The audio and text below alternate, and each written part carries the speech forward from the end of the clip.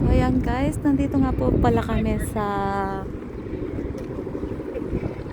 RMI and Modern Gallery po with my son, and ayun, pumala po kami dito.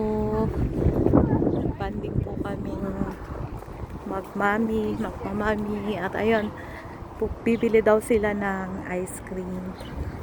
So tara, sundan ko sila. Ayan guys, napakalapit lang po nito sa kung saan po kami nakatira.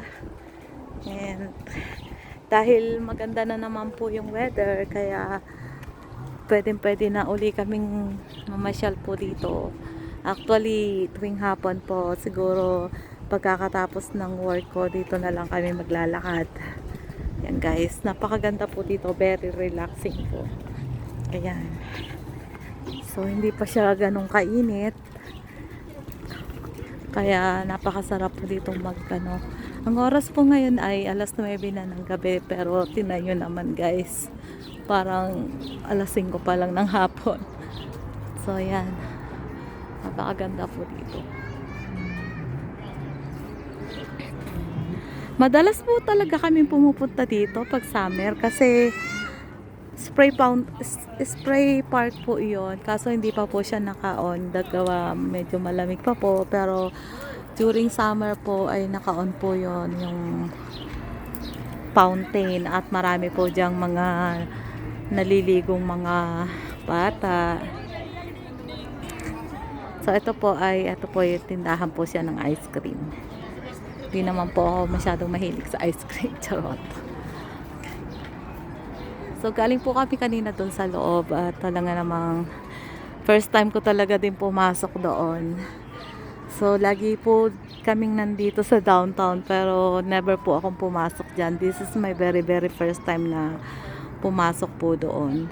So ayan, at talaga na-experience ni Bidang, first time ko makita yung mga naka-display po doon. So how many years na po ako dito. So ayan guys, show ko lang po sa inyo uli yung ilog. Napakaganda po dito sa ilog. Ayan, oh. Sarap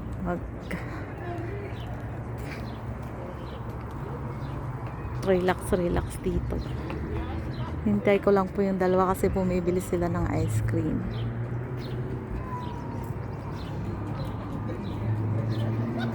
So ayan, si Kinley bumili ng ice cream. Si Kuya hindi bumili ng ice cream. Nakakita siya ng friend niya doon. So ayan guys, papunta na po kami dito at maglalakad-lakad pa rin po tayo. Yan si Patuti, ice cream na.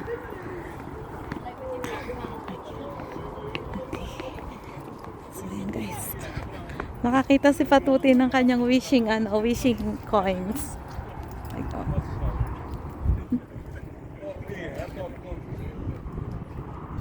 So ayan, maglalakad na po kami pabalik.